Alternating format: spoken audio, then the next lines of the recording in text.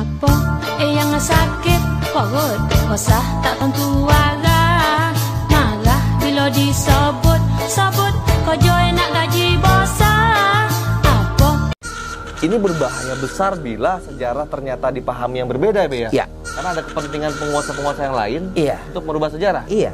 Jangan sampai, salah. Sampai kita kena dengan dengan bangsa serumpun. Saudara kita sendirilah orang Malaysia itu kan. Oke. Dan itu waktu kan banyak orang-orang asal Indonesia di situ. Jadi dianggap pada masa itu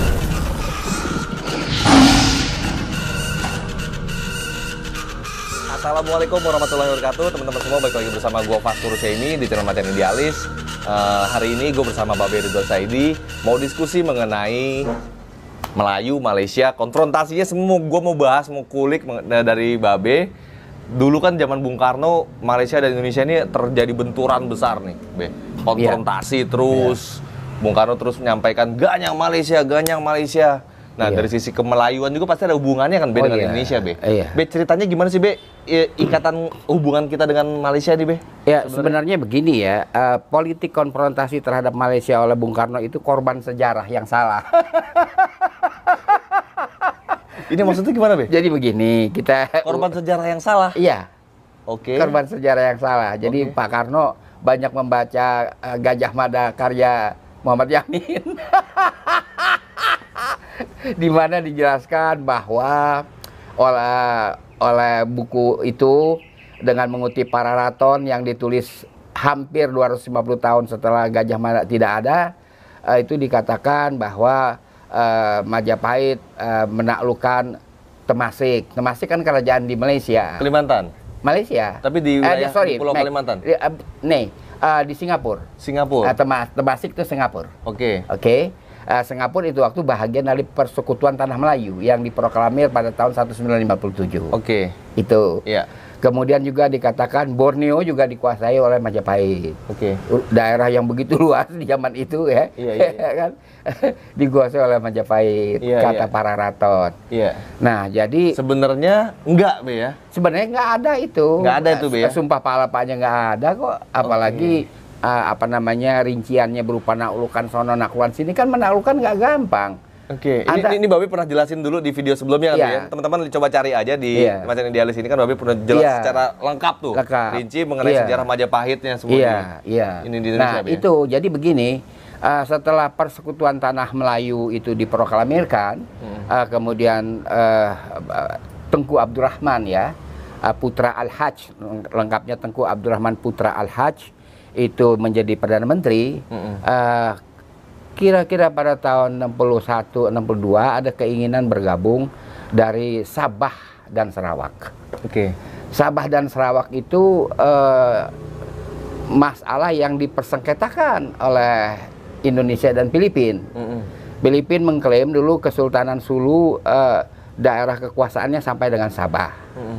Kemudian Pak Karno walaupun dia tidak ucapkan, ya kan, bahwa mengklaim Sarawak lah kan gitu kan, walaupun dia tidak ucapkan. Tapi dia begitu keras menolak penggabungan Sabah dan Sarawak ke Persekutuan Tanah Melayu sehingga menjadi Malaysia. Oke. Lantas Bung Karno itu waktu mengajak atau salah satu dari kepala pemerintahan ini punya ide bertemu. Bertemulah namanya Mapilindo. Malaya, belum Malaysia, Malaya, Filipina, Indonesia. Pertemuan Mapilindo itu tahun 62. Pertemuan Mapilindo itu tahun 62, di mana disepakati tidak dihalangi berdirinya Malaysia, tetapi supaya di-oke oleh penduduk setempat.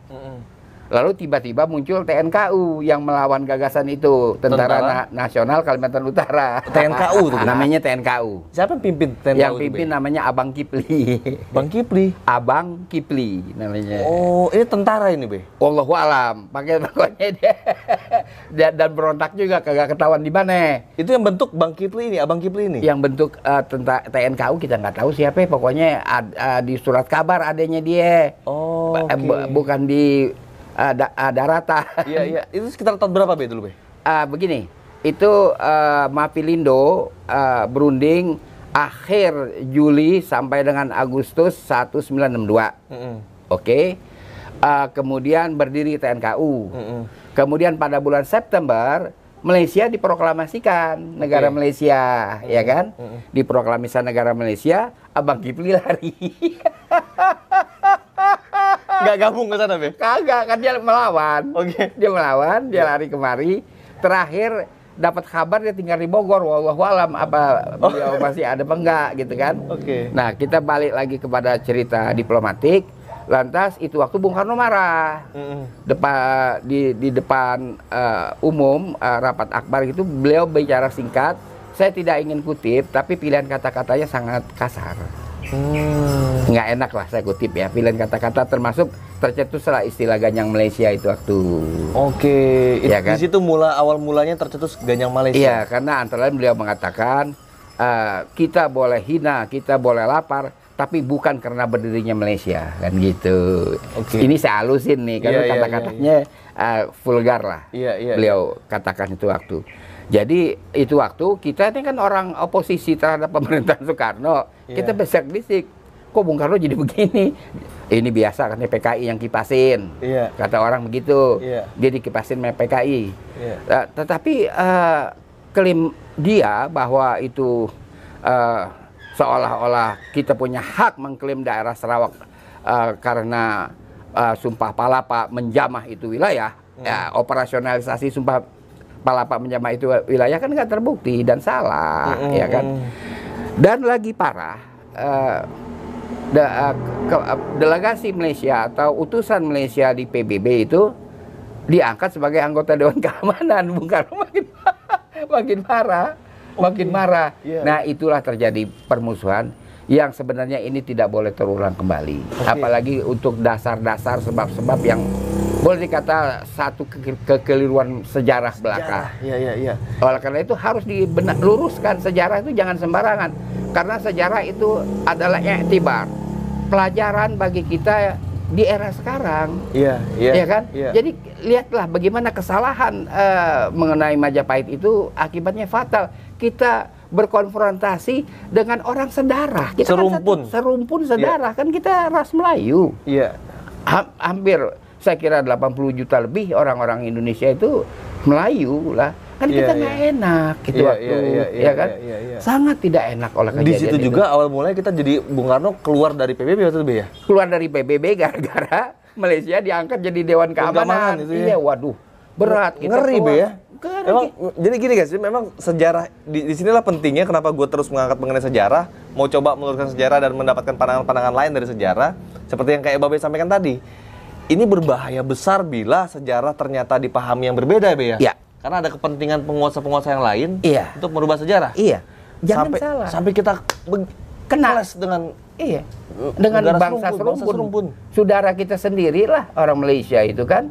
Dan itu waktu kan banyak orang-orang asal Indonesia di situ. Jadi dianggap pada masa itu wilayah Malaysia itu masih kekuasaan Majapahit. Yang belah Kalimantan. Yang Kalimantan, Be ya? Jadi kan ada kesepakatan antara gini Be, mungkin kesepakatan antar para petinggi-petinggi zaman dulu untuk membuat satu negara ini harus berdasarkan satu kolonialisme.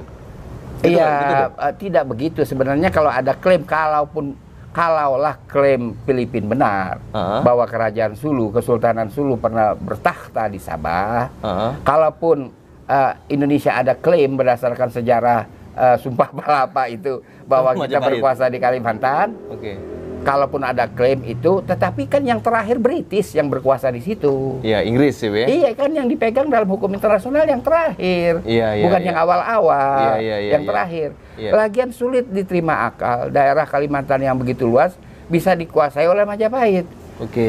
Majapahit itu kan abad ke-14, ya kan. Sedangkan abad yang lebih maju, Sultan Agung abad ke-16. Kemudian Diponegoro abad 19 itu menyiapkan perang 5 tahun. Nggak gampang, logistiknya dari mana? Kan orang mesti kontrak. Tentara yang dilibatkan kan dibayar di muka untuk titipan keluarga. Kalau dia mati gimana? Itu nggak murah perang zaman dulu dan susah. Kok begitu gampang Majapahit mencolok sono, mencolok sini? Nggak ada lah, nggak ada itu cerita. Jadi ini akhirnya menyulitkan kita sendiri. Saya adalah dulu sering menghadiri conference pemuda internasional ya, oleh utusan-utusan dari negara-negara jiran sering disindir-sindir. Sindir gimana? Sindir gimana? You kan Majapahit lah, kan kita orang lain tahu lah Majapahit. Bukan kan? Melayu jadi gitu. Dibilang kita Majapahit, ya udahlah. Iya. Jadi ini yang harus kita mengerti, apalagi kemudian terjadi peristiwa Usman Harun ya kan, yang masuk ke Singapura ya kan, udah jangan diulangi lagi. Iya. Ini adalah terakhir ya, dan kita pun merasa malu dengan peristiwa itu, dan nggak enak. Kita ini punya saudara, itu waktu family saya ada yang di Malaysia loh. Iya. Ada yang di Malaysia tuh malu benar dengan soal-soal seperti karena ini. offsetnya sejarah ini, Be, ya? Inilah makanya kita macan idealis memberi tempat kepada saya, Ridwan Saidi, untuk bicara banyak soal sejarah dalam rangka menjadi iktibar, menjadi pelajaran buat kita sekalian. Dan sejarah itu bukan dongeng yang bisa dikarang-karang. Nggak bisa juga kita mengaku-ngaku keturunan. Keturunan Pitung lah, keturunan apa sih lah kan kalau mengaku. Tapi kan kalau menjadi perkara perdata harus ada legalisasi pengadilan. Nggak bisa kita sepihak mengklaim diri kita keturunan ini, keturunan itu dalam sejarah ya. Nggak bisa. Nah itu harus betul-betul ya kan kita luruskan sejarah, rekonstruksi lagi sejarah Indonesia. Sehingga jangan pihak luar tuh mempunyai kesan apa yang kita bikin itu jangan-jangan ini selera untuk ekspansi. Jembatan Selat Sunda kan kagak jadi. Fakta kan? Fakta. Iya kan? Nah ibu kota apa jadi pindah apa enggak? Kalau kita dari perspektif politik regional ya, itu dekat dengan Brunei loh. Iya kan? Apalagi nih Indonesia buat, itu kan? Ada. Jadi jangan sembarangan melakukan perbuatan-perbuatan yang kita kira oke, ini kan wilayah kita. Tapi kita lupa kan kita hidup bertetangga. Iya kan? Nah, persepsi tetangga lain lagi. You nak buat apa? Iya kan? Ibu kota you pindah-pindah, you nak buat apa? Dekat-dekat pula ke sini. Dekat-dekat pula.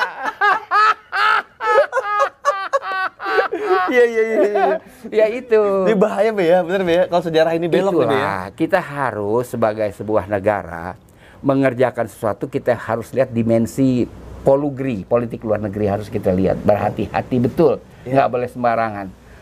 Bagaimana orang dengan mudah seperti dalam YouTube lain kita bicara meminta kembali Timur kan, yang sekarang jadi Timur Leste kan begitu mudah. Kita udah rawatin 20 tahun terus balikin kerjanya begitu. Nah ini kan harus kita aware betul dengan politik luar negeri, aware betul dengan sejarah. Kita harus kuasai. Saya bukan guruin ya, diplomat Indonesia itu harus menguasai. Saya waktu DPR, saya menghadiri banyak jamuan diplomatik. Di dining table kita bicara Shakespeare. Shakespeare, King Lear. Dan mereka mengutip saling bersaut-sautan. Mengutip Shakespeare. Ya kan? Nah, itu kalau yang kita cuma mengerti dongeng si Jampang susah. Pergi ke dining table diplomatik kan susah. Jadi ini yang betul-betul harus kita camkan. Ya menarik banget ya guys. Jadi teman-teman semua para generasi muda, kita betul-betul harus memahami sejarah yang sesungguhnya itu seperti apa. Banyak informasi nih, informasi mengenai sejarah, babat-babat itu ya. Informasi yang bahkan yang punya legal standingnya pun juga ada. Tapi kan kita betul-betul harus melihatnya sisi pandangnya dari sisi apa gitu loh. Dan adakah kepentingan-kepentingan asing yang ingin merubah sejarah Indonesia? Yang jelas jangan mudah tertutup dengan informasi-informasi baru yang ada. Jangan juga kita gampang tersuntikan dengan kepentingan-kepentingan di luar sana, Be. Ya saya tidak anti asing ya, tapi supaya pakar-pakar sejarah Indonesia, pakar-pakar arkeologi Indonesia itu jangan kalau ngelihat orang asing terus jatuh duduk. Ngedeprok dia, ya kan? Mentang asing, mentang asing bego dia percaya aja omongannya. Ini kan gara-gara pakar asing kita jadi begini. Yang di akhir 19 pemerintah Hindia Belanda mendatangkan pakar asing dari Eropa untuk urusan arkeologi maupun urusan sejarah. Akhirnya beginilah sejarah kita jadinya. Dan saya bekerja untuk ini Luar biasa. Dan semangatnya Babe sampai detik ini, walaupun umur beliau udah nggak muda lagi, tapi masih semangat luar biasa. Teman-teman semua, kita doain semua Babe, semoga beliau sehat-sehat terus. Semoga bisa terus membagikan informasi yang pada kita. Jangan lupa like dan share video ini. Kalau lo ngerasa bermanfaat, subscribe channelnya, klik tombol loncengnya biar lo terus update di channel Macan Idealis. Assalamualaikum warahmatullahi wabarakatuh. Salam.